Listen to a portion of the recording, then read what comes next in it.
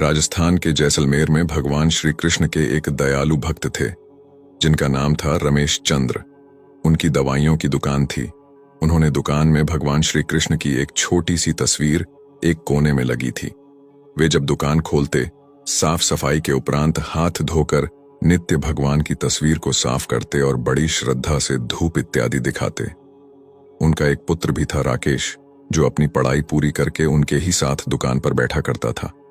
वह भी अपने पिता को ये सब करते हुए देखा करता और चूंकि वह नए जमाने का पढ़ा लिखा नवयुवक था, लिहाजा अपने पिता को समझाता कि भगवान वगैरह कुछ नहीं होते, सब मन का वहम है।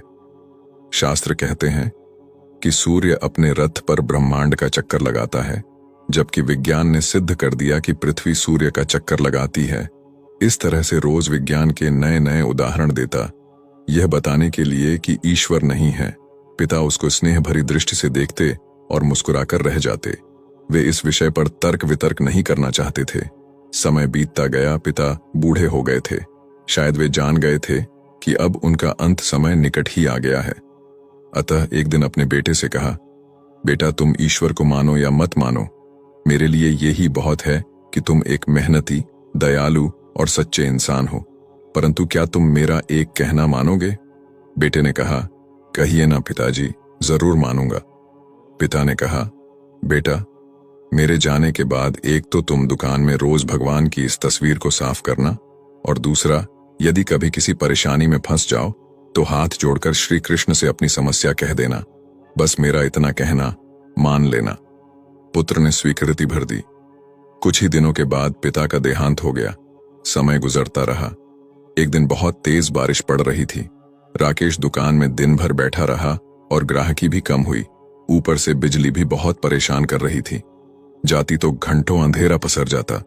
तभी अचानक तेजी से एक लड़का भीगता हुआ दुकान में आया और बोला, भैया, ये दवाई चाहिए, मेरी माँ बहुत बीमार है।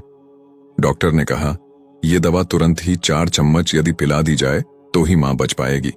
क्या ये दवाई आपके पास है? राकेश ने पर्चा देखकर तुरंत कहा, हाँ, ये है। लड़का बहुत खुश हुआ और कुछ ही सेकंड में पैसे देकर दवा लेकर चला गया।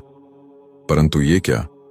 लड़के के जाने के थोड़ी ही देर बाद राकेश ने जैसे ही काउंटर पर निगाह मारी तो पसीने के मारे बुरा हाल था, क्योंकि अभी थोड़ी देर पहले ही एक ग्राहक चूहे मारने की दवाई की शीशी वापस करके गया था। लाइट न होने की वजह से राकेश ने शीशी काउंटर पर ही रखी रहने दी कि लाइट आने पर वापस सही जगह पर रख देगा। पर जो लड़का दवाई लेने आया था वह अपनी शीशी की जगह चूहे मारने की दवाई ले गया और लड़का पढ़ा लिखा भी नहीं लग रहा था। हे भगवान! अनायास ही राकेश के मुंह से निकला, ये तो अनर्थ हो गया। तभी उसे अपने पिता की बात याद आई और वह तुरंत हाथ जोड़कर भगवान कृष्ण की तस्वीर के आगे दुखी मन से प्रार्थना करने लगा कि हे प्रभु, पिताजी हमेशा कहते थे कि आप हैं। यदि आप सचमुच हैं तो आज ये अनहोनी होने से बचा लो। एक माँ को उसके बेटे द्वारा जहर मत पीने दो, प्रभु, मत पीने दो। भैया! तभी पीछे से आवाज आई, भैया, कीचड़ की वजह से मैं फिसल गया, दवा की शीशी भी फूट गई, कृपया आप एक दूसरी शीशी दे दीजिए।